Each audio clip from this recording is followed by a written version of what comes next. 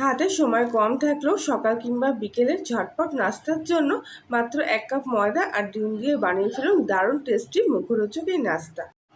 আর তার জন্য প্রথমেই আমি এখানে নিয়ে নিয়েছি 1 কাপ পরিমাণ মতো ময়দা। ময়দাটা এখানে আমি চালনি দিয়ে চেলে নেব। আপনারা এখানে ময়দার পরিবর্তে আটাও ব্যবহার করতে পারেন, তবে ময়দা দিয়ে করলে এগুলো খেতে বেশি টেস্টি হয়। এবারে এর মধ্যে দিয়ে দেবো স্বাদ মতো লবণ আর দিয়ে দেবো হাফ চামচ মতো চিনি। এর মধ্যে এবারে দিয়ে দিচ্ছি 4 চামচ মতো সাদা তেল। এবারে ময়দার সাথে তেলটা খুব ভালো করে এখানে মিশিয়ে নিতে হবে। এই কাজটা একটু সময় ধরে করবে যাতে তেলের সাথে ময়দাটা খুব ভালোভাবে মিশে যায়। কিছুক্ষণ ধরে এইভাবে মাখার পর যখন দেখবেন কিছুটা ময়দা এরকম হাতের মুঠোর মধ্যে আনলে এক জায়গায় হয়ে আসছে আর এই দলাটা একটু শক্ত হয়েছে, তখনই জানবেন খুব ভালোভাবে এখানে ময়দাটা তেলের সাথে মাখা হয়ে গেছে। এইভাবে ময়দাটা তেলের সাথে মেখে নিয়েছি। এবারে সামান্য সামান্য জল দিয়ে ময়দার ডোটা এখানে তৈরি করে নেব। 1 কাপ ময়দার জন্য এখানে আমি হাফ কাপ পরিমাণ জল নিয়েছি, তবে একসঙ্গে পুরো জলটাই দেব না, অল্প অল্প করে জল দিয়ে প্রথমে ভালো করে একটু একটু করে মেখে নেব। একবারে জল দিলে পরে মাখাটা একেবারে নরম হয়ে যেতে পারে, তাই অল্প অল্প করে জল দিয়ে ময়দাটা প্রথমে এখানে মেখে নেব।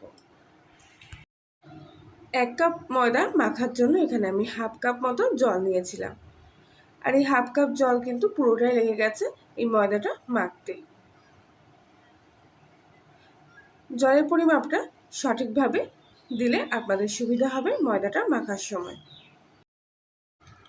এক্ষেত্রে ময়দাটা খুব শক্ত করে মাখা যাবে না, একটু হালকা নরম করে মাখতে হবে।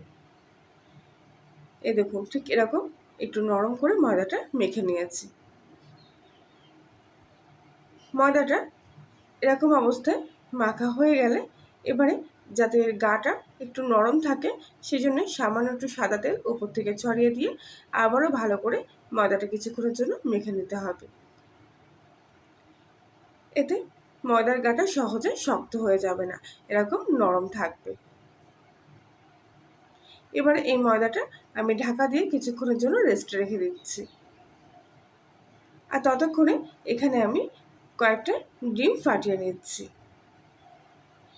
1 কাপ ময়দার জন্য আমি এখানে 3টে ডিম নিয়ে নিয়েছি, তবে ডিমের পরিমাণটা একেবারে বাধ্যতামূলক না, আপনারা ডিমের পরিমাণটা কম বেশি করে নিতে পারেন, সেটা আপনাদের পছন্দ মতো। এবারে এর মধ্যে দিয়ে দেবো কিছুটা পেঁয়াজ কুচি, 2টো কাঁচা লঙ্কা কুচি, আর দিয়ে দেবো সামান্য একটু ধনিয়া পাতা কুচি। পেঁয়াজ কুচিটা এখানে আমার একেবারে কম মনে হয়ে গেছিল 3টে ডিমের জন্য, তাই এখানে আমি আর একটু পেঁয়াজ কুচি অ্যাড করলাম। এবারে সব কিছু সবজি এগুলোর মধ্যে দেওয়া হয়ে গেলে এর মধ্যে দিয়ে দেব সামান্য পরিমাণ মতো স্বাদ মতো লবণ। আরেকটা জিনিস এখানে আমি দিয়ে দেবো, সেটা হলো বিস্কুটের গুঁড়ো। বাড়িতে থাকা যে কোনো টোস্ট বিস্কুট কিংবা যে বিস্কুটই আপনি খান সেই বিস্কুটের গুঁড়ো এর মধ্যে দিয়ে দিলে হয়ে যাবে। এবারে সব কিছু একসঙ্গে খুব ভালো করে একসঙ্গে মিশিয়ে নিচ্ছি। বিস্কুটের গুঁড়োটা এর মধ্যে দিলে ডিমের গুঁড়োটা একটু ঘন হয়ে আসবে, সেই জন্যে বিস্কুটের গুঁড়ো কিংবা এখানে আপনারা পাউরুটির গুঁড়ো দিতে পারেন, দিলে স্বাদটাও ভালো আসবে আর ডিমের গোলার ঘনত্বটাও বেড়ে যাবে। খুব ভালো করে ডিমের সাথে এবার বিস্কুটের গুঁড়োটা কিছুক্ষণ ধরে ফাটিয়ে নিতে হবে। আশা করছি আজকের রেসিপিটি সম্পূর্ণ দেখার পর আপনাদের ভালো লেগে থাকবে। ভালো লাগলে প্লিজ লাইক শেয়ার কমেন্ট করে জানাবেন।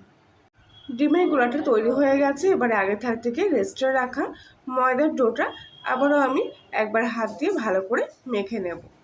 আর এতক্ষণে কিন্তু ময়দাটা খুব ভালোভাবে এখানে সেট হয়ে গেছে।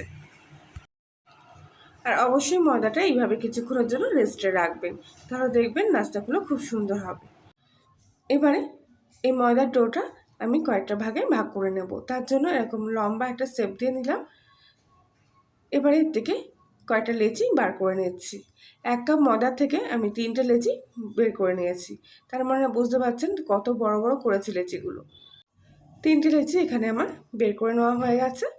এবারে হাতের সাহায্যে এগুলো গোল শেপ দিয়ে নিচ্ছি। অন্য একটা প্লেটের মধ্যে লেচিগুলো আমি এক এক করে তুলে নিচ্ছি। এবার এর ওপর থেকে আর একটু সামান্য তেল দিয়ে এইভাবে লেচিগুলো গায়ে মাখিয়ে নিয়ে আবার ওই লেচিগুলো কিছুক্ষণের জন্য ঢাকা দিয়ে রাখবো। 5 মিনিট মতো এই লেচিগুলো রেস্টে রাখার পর এবারে একটা লেচির থেকে বের করে বাকি লেচিগুলো ঢেকে রাখলাম।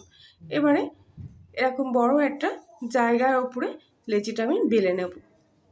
যেহেতু এই লেচিটা বড় করে বেলতে হবে, সেই জন্য জায়গাটা একটু বড় নিলে আপনাদের বেলতে সুবিধা হবে। সাধারণত লুচি বা পরোটার জন্য আমরা যেভাবে রুটিগুলো বেলে থাকি তার চাইতেও কিন্তু এই লেচিটা একেবারে পাতলা করে বেলতে হবে। এই দেখুন একদম এরকম পাতলা করে কিন্তু বেলে নিয়েছি। আর বেলে নেওয়ার পর আবারও এটা উঁচু করে করে এইভাবে একটু পাতিয়ে নিচ্ছি, যাতে এই লেচিটা আবার একটু বেশি পাতলা হয়ে যায়। এরকম কাগজের মতো একদম পাতলা করে নিয়েছি। এবারে এই লেচিটা আবার চারিদিক থেকে একটু সমান করে পাতিয়ে নেব। হাতের সাহায্যে যতটা পাতানো যায় পাতিয়ে নিয়ে এবার এর উপর থেকে আগে থেকে তৈরি করা ডিমের গুঁড়াটা ঠিক মাঝ বরাবর অবস্থায় এইভাবে পাতিয়ে দিচ্ছি। এবার একটা সাইড থেকে কিছুটা অংশ নিয়ে এইভাবে মুড়ে দিলাম, আবার উপর সাইড থেকে ঠিক কিছুটা অংশ নিয়ে এইভাবে মুড়ে দিলাম। দুই সাইড এইভাবে আঙুলের সাহায্যে ভালো করে চেপে সিল করে দিতে হবে, যাতে মুখে থেকে ডিমের অংশটা না বেরিয়ে যায়। এবার দুই দিক থেকে এইভাবে ফোল্ড করে ঠিক মাঝখানে নিয়ে আসতে হবে। ব্যাস হয়ে গেল আমাদের নাস্তা। এবারে চাটুতে কিছুটা তেল খুব ভালোভাবে গরম করে নিলাম। তেলটা গরম হয়ে গেলে নাস্তাটা এবার তুলে নিয়ে গরম তেলের মধ্যে এপিট ওপিট করে ভেজে নেব। তবে ভাজার সময় গ্যাসের টেম্পারেচারটা লো টু মিডিয়াম করে রাখবেন, তাহলে দেখবেন ভেতর থেকে নাস্তাগুলো ভাজা হয়ে যাবে। এক পিঠ ভাজা হয়ে গেলে উল্টো পিঠটা আমি এইভাবে উল্টে দিচ্ছি ভাজা হওয়ার জন্য।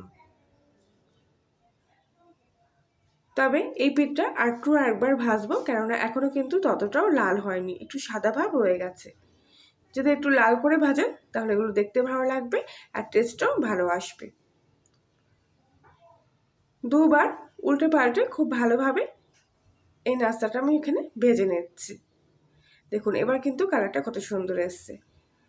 তেল ঝরিয়ে নিয়ে এবার আমি নাস্তাটা অন্য একটা প্লেটে তুলে নিলাম। বাকি নাস্তাগুলো ঠিক একইভাবে এখানে তৈরি করে নিয়েছি।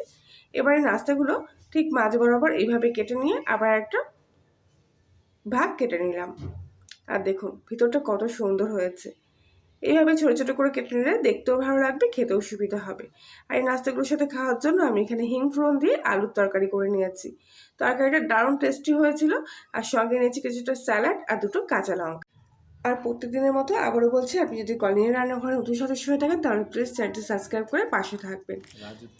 তাহলে বন্ধুরা আজকের মতো রেসিপিটি এই পর্যন্তই। আবার দেখা হচ্ছে অন্য একদিন। সবাই ভালো থাকবেন, সুস্থ থাকবেন।